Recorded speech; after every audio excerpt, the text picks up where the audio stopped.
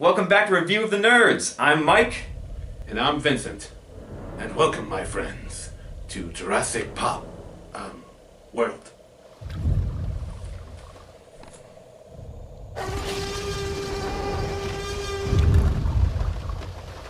Very alarmed here.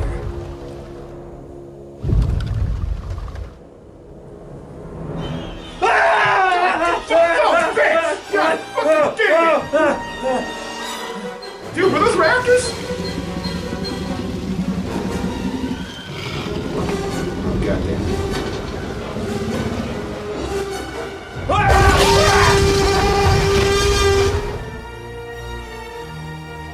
I think we'll be okay in here, man. Alright. Seems like it's a semi-good spot. Alright, gotta find the lights. Yeah, you see a switch, man? I don't see one over there. Oh, conveniently, there is a screen behind you which we can display posters from the film. Oh, and here is the light switch. Okay. Yes, that's very convenient that we found a room to hide in. Unusually convenient, man. And this is a good place to start our review, I guess. We're nice and safe now. I guess the people at the park thought of everything. Alright, everybody, for this review, we have come back to the universe of Jurassic Park for the newest installment, Jurassic World. Yep, this is a great series. This is one that our generation grew up with. It was kind of like our Star Wars. And Steven Spielberg, master director at the time. I mean, he still is really highly respected. Minus Spielberg. Minus a few missteps. Some people don't like Hook. I like Hook. Some people don't like Hook. Whatever. I like Hook too. Don't like AI, but he did that for his buddy, so I'm gonna let that slide. Stanley Kubrick, yeah. The movie left a huge impact tremor in all of our lives. You had John Williams' beautiful score playing over the whole film. You had Stan Winston delivering some of the best work he's ever done with the animatronics. And you had Industrial Light and Magic really stepping up their game with the computer-generated imagery. And for the first time, we felt transported, completely not being able to distinguish between reality and effects for once. I mean, now if you look back in the film, it's dated a little bit. You can tell that they're CGI. But at the time, as kids, we thought you could practically believe that these were real dinosaurs you were watching. Yes. And it was blended so seamlessly. It was a huge epic adventure. The cast was great. Sam Neill, Jeff Goldblum just brought their A games. Yeah, Laura Dern. We were anticipating the sequel to that, The Lost World, which is also adapted from a Michael Crichton novel. Michael Crichton being the creator of the series to begin with. And The Lost World was still, I don't think it was beloved the way the original was. A lot of people had issues with the finale. There is definitely some logistical issues with the T-Rex killing everyone in the boat and somehow managing to get back inside of being captured and then get out to kill everybody in the city and stuff. They had a great finale with the Velociraptors, and then the addition of the T-Rex sequence at the end, I think, threw some people. Yeah. Oh god, the ballerina sequence, or not ballerina, the gymnast sequence where the girl gymnastic kicks the Velociraptor. Yeah. Velociraptor's about to eat Jeff Goldblum, and she's like, "Hey!" And it's like, because the Velociraptor would react to someone saying, "Hey." That was kind of like the nuke the fridge moment in that movie, I guess. But in general, I thought The Lost World was fun. Vince Vaughn was still taken somewhat seriously back then. They had some great sequences, like the cliff sequence with the buses hanging over and everything. Oh yeah, that was exciting. Of course, it can't top the first T-Rex encounter in the first film where the kids are inside the car and it's jumping on it and shit. I was watching that on TV just last night. Still, ooh, yeah. Yeah. And then we get to what I think most people would say is the biggest misstep in the series, which is Jurassic Park 3. Now, the thing that's great about it was the return of Sam Neill, who is great as Alan Grant. He's a welcome return. I was really happy to see him back. And the effects in it were actually pretty damn good. They still used animatronics and blended it with CGI, and it wasn't as good as the original with the animatronics, but it was still pretty sweet. There's a lot of issues. A lot of people didn't feel the story was really that interesting. I mean, it was pretty much they just were there, and they were just trying to get off the island, and there's some goofy humor, kind of, and it was like, it felt a little off. I mean, the third one just felt like they made it just to make another Jurassic Park, just to make a few bucks. Yeah, it didn't feel like it was really inspired that much. They didn't really have any new concepts to bring to the series at that point. But I still had fun watching it. It's just that it's not a good film. It's a fun film, but not a good film. Yeah. And then, that was directed by Joe Johnston, so at this point Steven Spielberg's already stepped aside as a producer, though. And there was a lot of talk for years about if they were going to do another Jurassic Park, and if it would be the original cast or a new cast. Yeah. And I remember a lot of people saying they weren't going to do it because Crichton passed away, and I remember I reading an article where a lot of people in Hollywood were like, "Well, Crichton's dead. That's the end of it." But they didn't even for the third one either, though. The third one they did without him. I know, but I don't know. But this was in development for a long time, and they replaced Steven Spielberg. Sadly, he was not able to return. I would have loved him to return because that guy is just so good at handling this universe. But we instead have a director by the name of Colin Trevorrow. So he was known for Safety Not Guaranteed, which is like this time travel comedy, and I personally didn't think much of it, but a lot of people loved it, which is why I guess he got some confidence from the studio execs and everything. But he's brought on board with his own style, and you can take it a little bit going into this movie. Okay, so yeah, the fourth installment in the Jurassic Park franchise is called Jurassic World. The plot of this one is that since the events of the previous films, they've been able to recover the original island. Remember, there were 2 islands in this franchise. Isla Nublar, the one we see in the first film, and then there's Isla Sorna from the second and third films. They've recovered the first island and got all the dinosaurs under control. They've got all the attractions up, and it's been open. The amusement park has been open for years now, and it's been very, very successful. Getting world news, celebrities are coming in to see the park. Every few years they bring back a new dinosaur to life, and things are going pretty well. But once again, as with any, company or business, they need something new to get revenues going back up again. So for this one, they create a brand new dinosaur. A dinosaur that has never existed before. A genetically engineered hybrid. One that is based on the T-Rex, but has genetic materials from other animals and other dinosaurs in it. What creatures, they don't tell you at first. But it's supposed to be this big, nasty, scary thing. And it gets big and nasty because this thing is not a dinosaur. It is a full-blown monster. And things go to shit, as things always go to shit on that damn island. I really thought the movie started off strong. I did feel more of the magic coming back again, especially since the whole opening is seen through the eyes of these children. And you were about that age, roughly, if you were a young teenager or a kid when you saw the original films. So it's kind of like the inner child in all of us experiencing this park being open for the first time and being fully functional. And there was some cool stuff there. They had some stuff that was kind of like SeaWorld references with the sea creature coming out to eat. Yeah, and that's what I would like to see the Loch Ness Monster turn out to be. That'd be fucking cool. That thing's awesome. Yeah, that was cool. A lot of the attractions were cool. I would have really liked to have seen more animatronic work. I felt they relied a little too heavily on CGI, but we'll get more of that later. But that was one of the things that kind of missed, because the magic of the original part of the magic was not being able to tell how they brought these creatures to life for the screen. This movie, there's no secret CGI. So that took away some of the magic, but it was still there, and you got the John Williams score when they first opened up into the park, and that was kind of a good little throwback, and I felt that, I kind of felt excited when the park doors opened. And we start getting introduced to these characters, and some of them are stronger than others. I agree. Owen, Chris Pratt, he actually gets introduced later in the game than you'd expect. I don't think he's in the movie for the first 25 minutes at least. Yeah, they spend that opening establishing these 2 brothers who their aunt, Claire, played by Bryce Dallas Howard, is basically the general manager of the park. She's basically in charge. The only person above her is the new owner of the park, who apparently inherited the place from John Hammond, the character in the original series. And she's supposed to show them around and stuff like that, but she's a full-blown businesswoman, and she's so she's kind of like you see that parental figure that's too much into their work, is not giving enough time to family. Except for this one, I don't think she's really ignoring people. Her character just seems socially awkward, and she doesn't know how to connect with people. That's kind of my take on her. There were moments she came across as a full-fledged bitch. I mean, especially when the park started. The initial breakout of this hybrid dinosaur, the Adama fucking ever. Just call it the I-Rex, if you can't get it. The whatever. Indominus Rex. Indominus Rex. When this Indominus Rex first breaks loose, she seems much more concerned with keeping this in the dark and keeping the park fully functioning while this is happening than she is for human life. I mean, obviously, until the kids were in danger, she didn't seem to care. She starts a little bit when some of her people start getting. I mean, not really. I don't know. Granted, it's a plot device that gets things going to full chaos. Not immediately evacuating the park when shit goes down. Yeah, that seemed really tropey. It's very kind of formulaic. No, let's keep the park fully functional. It's like Jaws. The guy's like, no, keep the beaches open. Keep them open no matter what. And then people die. That's very formulaic. I thought that her character... I like Bryce Dallas Howard as an actress, but I did have some trouble with understanding where the line is drawn in her mind. Yeah, her character is a little funny at times. It's the way she interacts with people, especially the way she interacts with Chris Pratt. She's funny because she is very awkward. She's a full-blown businesswoman. It's like she really has very few social skills, especially with her own family.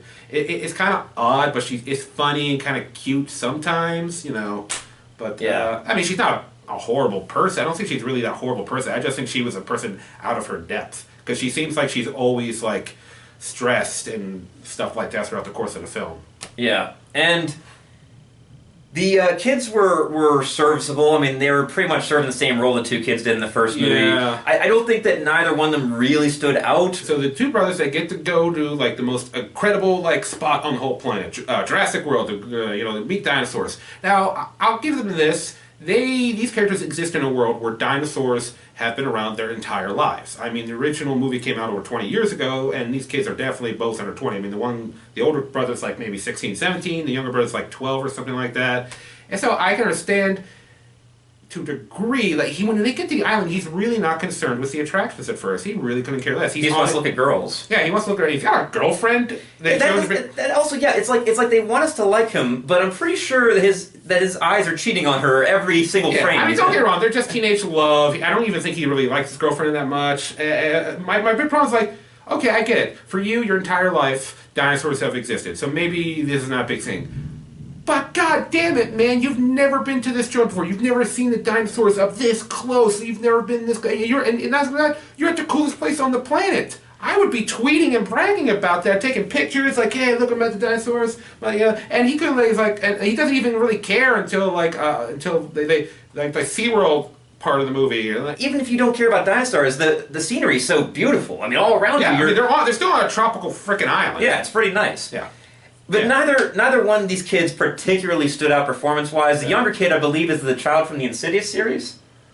I think he's the young child from the Insidious series, yeah. Oh, okay. And he's actually not a bad actor, but he did the whole kind of my parents are getting divorced, I'm sad thing, I guess, pretty well. But yeah, I mean, they just serve as the two boys who've got like a little subplot drama going on. There's a plot device to make Chris Pratt and Bryce Dallas Howard put themselves at risk to try to save them. Yeah, I mean, they're the people they're the main concern to be saved, so the heroes look better. All right, so let's get to Chris Pratt finally, because we didn't get to him for quite a while, and when we finally do get to him, we see that he's training velociraptors. Yeah. Which is something I've had an issue with since the very first advertisements for the movie. Yeah, I mean, a lot of people were like, "You're training the velociraptors."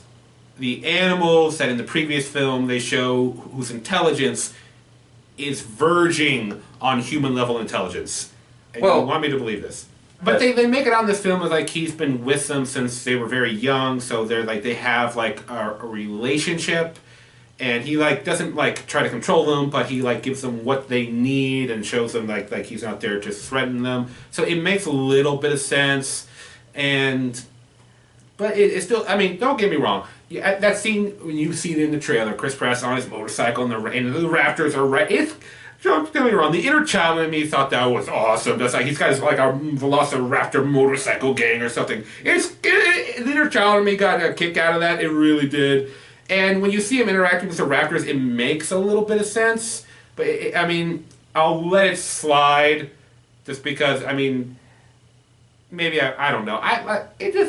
He really seemed like the way he presented it, like he was really in control of them, and he trained them, had this like little clicky device to like signal them and stuff like that. Yeah, to feed and all that. He fed them, and he treated them, he rewarded them like you would when you're training dogs. So here's my thing, is that it was presented better at first than I expected. I was expecting it to be a total disaster. They did find a way to make it sort of work at first.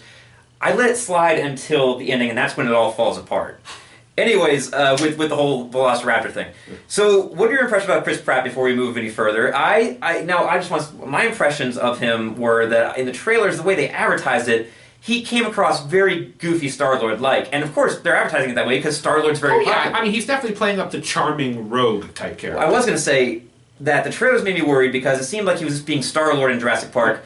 But I was pleased to see that he's nowhere near as goofy as you might think. He did have some goofiness to him. He was kind of still that rebel kind of fuck you attitude, but he did also have a serious side to him. And he presented himself as being very intelligent and knowledgeable, and the way he approaches the animals in a very respectful manner, like they're not just these amusement park attractions, they're living creatures, and you have to understand and respect that. So he did show that he's very intelligent. So that really, like, he's not Star-Lord.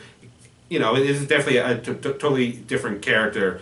So I'm totally down with a little Chris Pratt humor mixed in there, but not as much as Star-Lord. Well, I mean, that's what he's pretty much known for. I mean, what are his three big things? Parks and Recreation, Lego, Star-Lord. Yeah, Star-Lord and Lego movie. Yeah, I mean, he's still basically a comedic actor, but he's like slowly getting away from that with still a bit of a comedic charm. Which he needs to find a good balance. He's supposedly going to play Indiana Jones. That's the rumor right now.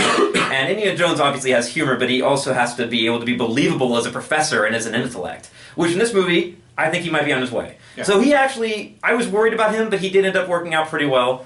He's got the whole action physique, and he did kind of manage. He did have a few bad lines. Dialogue-wise, there was some dialogue in the movie that was kind of sketchy. Yeah, I'll say this. I mean, this movie is not nearly as well written as the original Jurassic Park, but I mean, the original Jurassic Park was so incredible. It's hard to match it. I mean, I'm not saying this movie can be crap just because it's so hard to reach that level, but at the same time, yeah, some of the stuff was pretty basic.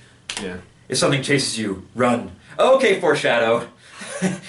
But the other thing that was kind of annoying was, and sometimes funny, it was kind of a mix of both, the Bryce Dallas Howard relationship, because these two apparently had dated once before and it went bad, and throughout the whole movie they're toying with this attraction between the two of them, but he's this rugged, she's all prissy, and they kind of clash a bit, but there's this one really stupid scene. And by the way, we're going to start getting into more spoilers the further along we go here, so spoiler alert. But there is one sequence where... If you're in Disney World, that main road where all the shops and restaurants are. Yeah, where all the shops and restaurants are, where the hotels are. There's a big pterodactyl attack sequence. And the pterodactyl, at one point, one of them is attacking Chris Pratt. And she manages to save him, and in the most formulaic, tropey moment you can imagine, suddenly they embrace each other and they kiss, while people are being torn apart and killed all around them, and then they joke about the kiss right afterwards. Yeah.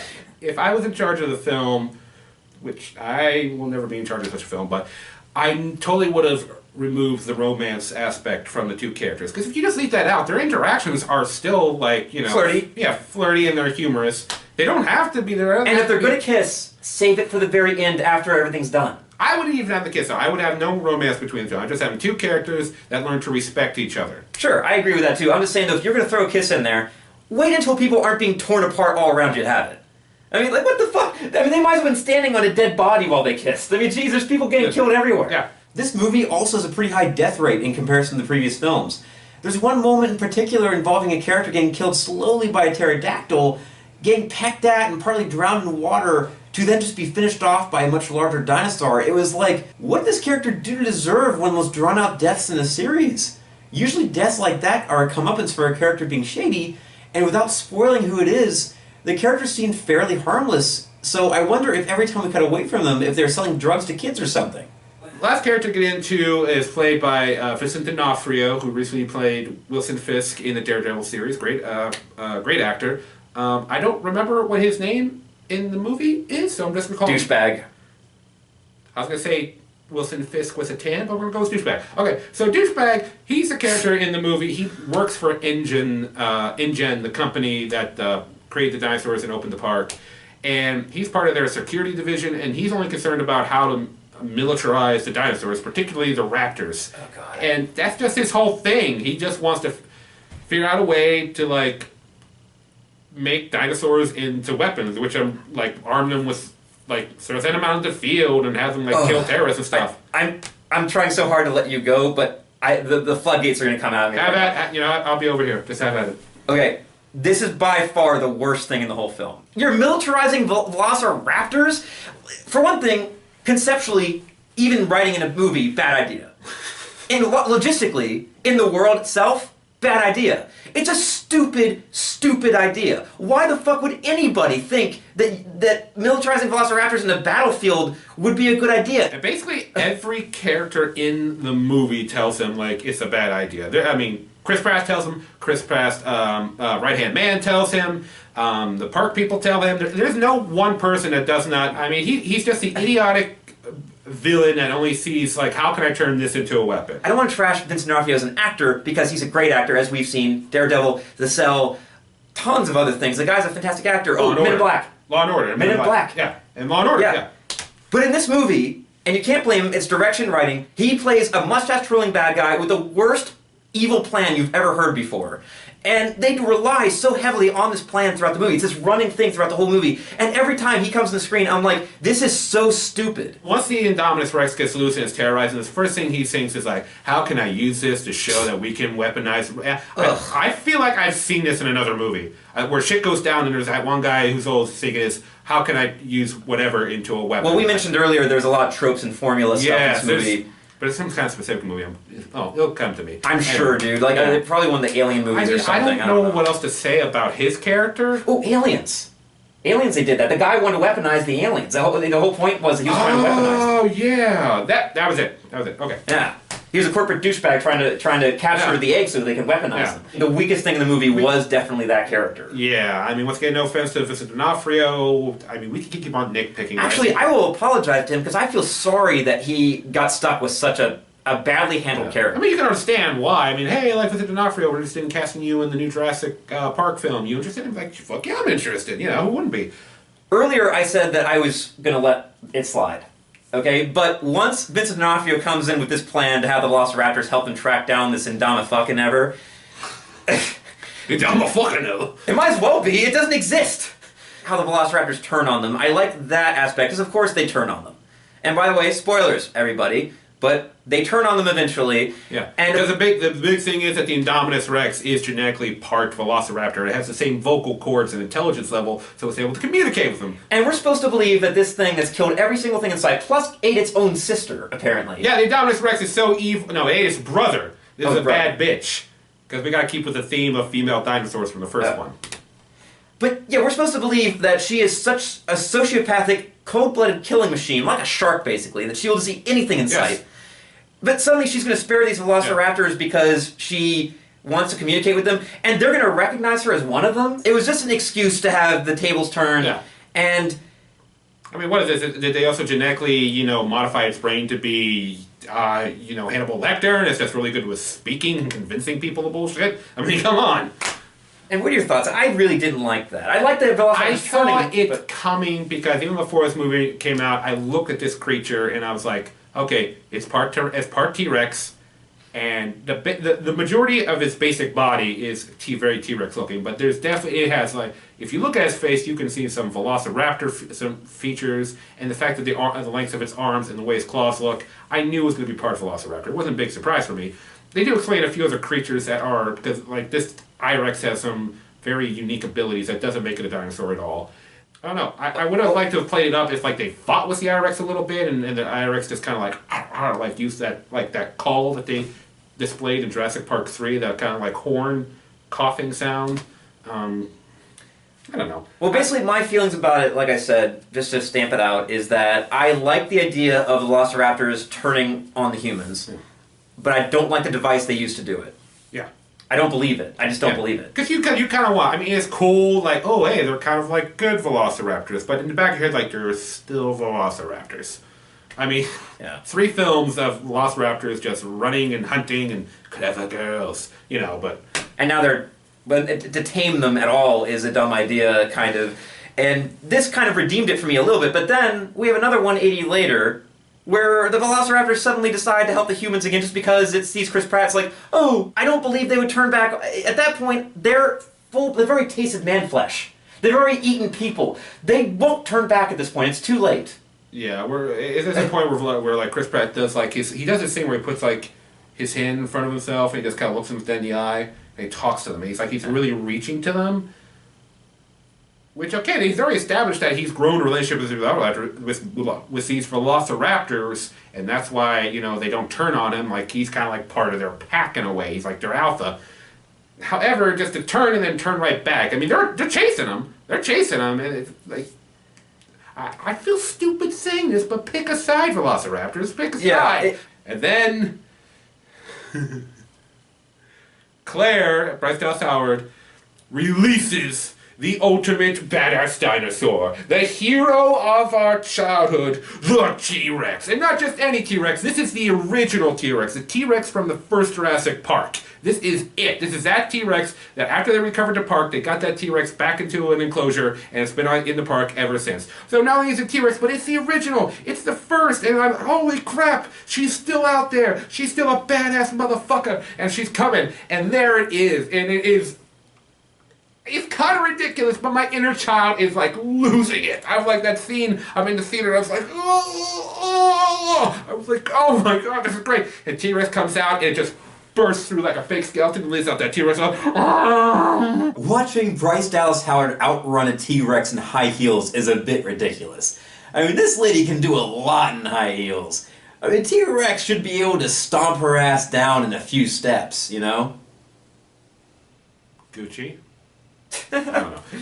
So T-Rex, and then there it is, you see it, and this is what I was hoping. And when I saw what this movie was going to be about, I was like, please God, let T-Rex and I-Rex battle it out. Please do this for me. And of course, and it happens, and I was so happy. And T-Rex is like, biting, and they're fighting back, and they're wrestling around, and T-Rex is like, pow, pow, and Dominus is coming back at it. This leads into the superhero power team up between a Velociraptor, a T-Rex, and the Adama fucking whatever. And the Velociraptor and T-Rex are completely working in unison to bring this thing down. This is like Batman and Superman teaming up. Exactly. This is not. They're following the tropes of a superhero movie. This is Jurassic fucking Park. But they are superheroes to me. But they're not supposed to be. I know they're not supposed to be. But my inner child, I can't. Let me say my inner child is screaming at the top of his lungs, drinking Ecto Cooler. Oh! They're two rival predatorial dinosaurs that would never in a million years team up to take down something else. And yet they might as well have given each other 5 and been like, let's go in, let's kick its ass together. And they were working in unison, and they were fighting it, like he said, like a superhero movie. Alright, I like seeing the T-Rex, okay? I always like seeing the T-Rex, I'll say that. Are you saying you weren't excited to see the T-Rex and Indominus Rex fight it out? At all? If the Velociraptor didn't do a superhero back-to-back, Batman and Robin style, then maybe. But the Velociraptor teaming up with the T-Rex was so dumb. Basically, there is an acknowledgement between the T-Rex and the Velociraptor of a mutual respect. You and I are going to take this thing down together, and we are... They didn't shake hands, like, good work. They might as well... Let's do this, old chum. They didn't do that. They might as well have. I swear to God, there's a moment, at a very specific moment that we won't spoil, where they gave each other a look that pretty much was a handshake. It was ridiculous. I'm sorry, it was ridiculous. I will give you that. I will give you that. That was ridiculous. I wanted to see that. I wanted to see T-Rex versus I-Rex, and I got that. Is it fan service? Yes. But seriously, I think a lot of people would have been disappointed if we didn't see that. I would have liked it if you just took out the Velociraptor. If you took out the Velociraptor, you would have been cool with it. So yes. You did like T-Rex versus I-Rex. I'll go with that. Alright, so... Motherfucking T-Rex! Well, obviously you're a big fan of the finale. I have issues with the finale. That's how we I'm not going to deny. It's the little boy in me. It's the little boy in me that was just going nuts, alright? Yes. Sorry. And I'm not going to deny the fact that seeing the T-Rex was cool, but I just didn't like the team-up. But I feel like I've been trashing this a lot. There's also a lot of things that are positive about this. And like I said, it really does bring back a sense, a feeling that the original had in it. The only issues that I really have is how they focus on things that aren't really dinosaurs, like traits that aren't dinosaurs, behaviors that aren't dinosaurs, like the Adama, whatever the fuck it is.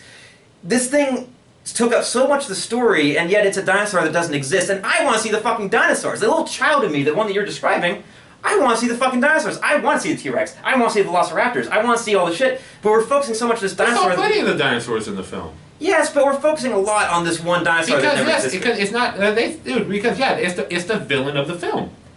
Yeah, but the T-Rex was the villain in the film, the first one, and that was cooler.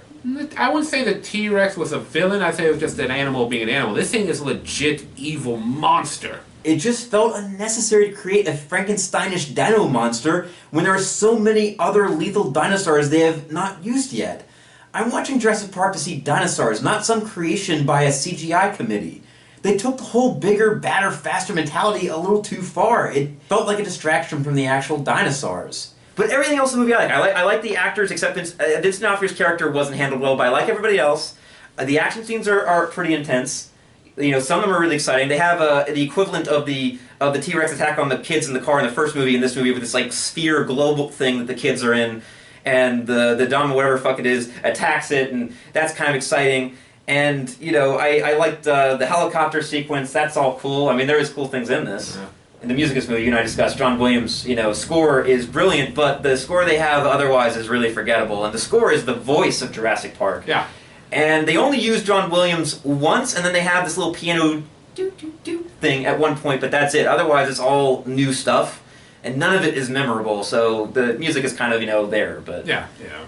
But visual effects wise, pretty good. Once again, would have liked to see a lot more animatronics. There's only like one or two scenes with animatronics, because that's one of the great things about the first one. Remember, this is still the early to mid '90s, so CGI is starting to become known to the general public, but not. I mean, I remember back when I was a kid, there was plenty of specials on television explaining how CGI worked.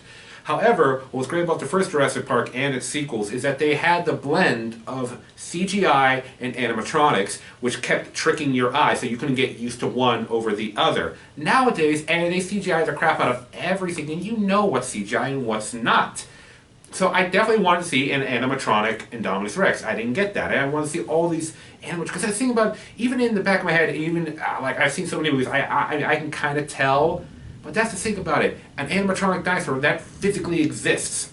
It physically exists. I could technically touch that someday. Technically. So I would have loved to see a lot more animatronics. I mean, hell, even had like really good animatronics in Jurassic Park 3. I mean, that one was only an hour and a half long. Wasn't nearly as good, but they still used the animatronics. So a blend of practical and CGI is always the best way to go. Yeah. I mean, I respect any directors who try to use that blend. I'm guessing maybe it was a movie studio who was more pro CGI, possibly. But yeah, I would like to see some animatronics a lot more. Yeah. I thought it was a fun ride. I mean, it pretty much was just an adventure. It was fun. Yeah. Is it a great film? No. Is it a worthy successor of the first film? Hell no. Well, no? One thing, I'm agreeing with him. It wasn't a bad film. I would not call this a bad film by any stretch of it. It's just, in my mind, the first Jurassic Park was on such a plateau that... Well, when I say we're the successor, that doesn't mean it's better than the first film. I'm just simply saying that it is a sequel. It is a sequel, and it operates as a sequel. Right. It works in that way. But is it better than the first film? No. No. First film's a classic. The first film's up here. It's legendary. It is legendary. Yeah, the first film is up here. Jurassic World and Lost World are kind of, for me, they're kind of back and forth, neck and neck, and then JP3 is here. Yeah. But yeah, Lost World and this one, to me, are kind of about tied, because I think there's a lot of problems with both the endings of those films. But yeah, I think it fits in the series, it works, and considering that they had to pick up the mantle from Steven Spielberg, of all people, they did a decent job, the director did a decent job, we had a good cast. And I don't know if they're going to do more sequels with this cast or not, but I think... they set it up for more sequels. I also enjoyed the little callbacks or homages to the original film. There's little bits, like seeing Mr. DNA appear in the Visitor Center museum area, and in this film, Mr. DNA is actually voiced by the director, Colin Trevorrow, apparently. The Visitor Center looks like an updated, more modern take on what the one of the original looked like. In place of the T-Rex skeleton on display, though, there's these holograms of dinosaurs that switches up periodically. But there's other callbacks, like there's a scene where the characters stumble across some remnants of the old park that Hammond built, and they have to jumpstart one of the classic Jurassic Park Jeeps, which was kind of cool. One little callback that I was surprised that was left out from the original was the classic impact tremors that send ripples in water. We never see that in this film. There's also the return of the chief geneticist from the original film. Petey Wong's a bad guy. Yeah, apparently he's a real piece of shit. In the first movie, he wasn't that bad. Well, he's only on screen for 5 minutes, so it's not a lot of character development. I guess he didn't seem that bad, but this one, he's a jerk. Yeah. But, yeah, so I recommend people watch it. I think it's maybe getting a little crazy. People are just so excited to see this movie, and expectations are really high, and for me, it didn't quite deliver. The critics also gave it a 74% approval rating on Rotten Tomatoes, so I'm kind of with the critics. I don't think it's a masterpiece. I don't think it's greater than the original. I just think it was decent. Yeah. Once again, I mean, it has problems, but it's a fun, roller coaster ride of a summer adventure survival film monster flick. Because I would, like I said, the Indominus Rex is not a dinosaur. It has abilities that other dinosaurs, like, you know, it has multiple abilities. It actually kind of like has like mutant powers or something. And it's a monster. So this is a monster film. That's what this Jurassic World is. There are moments where things are a little corny or campy, but you know, fun scenes, fun characters. I mean, once again, my inner child was screaming during certain scenes. I know sometimes it didn't make sense, but like, oh my god, it was fun. Definitely, I would go recommend seeing it. Do not expect it to have the depth that Jurassic Park did, but do expect it to be respectful of, you know, its predecessor films, and at the same time do its own thing. You'll have a great time. And you also have to give it credit for doing its own thing as well. Yeah, no, definitely. Because the third one definitely didn't take any risks. Yeah. All right, man. So we all wrapped up here? Yep. Okay, good, because we gotta get the hell off this island. Anyway, so until next time, I'm Vincent. And I am Mike. And join us for... Review of the Nerds. Yeah. All right, man. Okay, so when's the next the boats and like leaving? Wrap.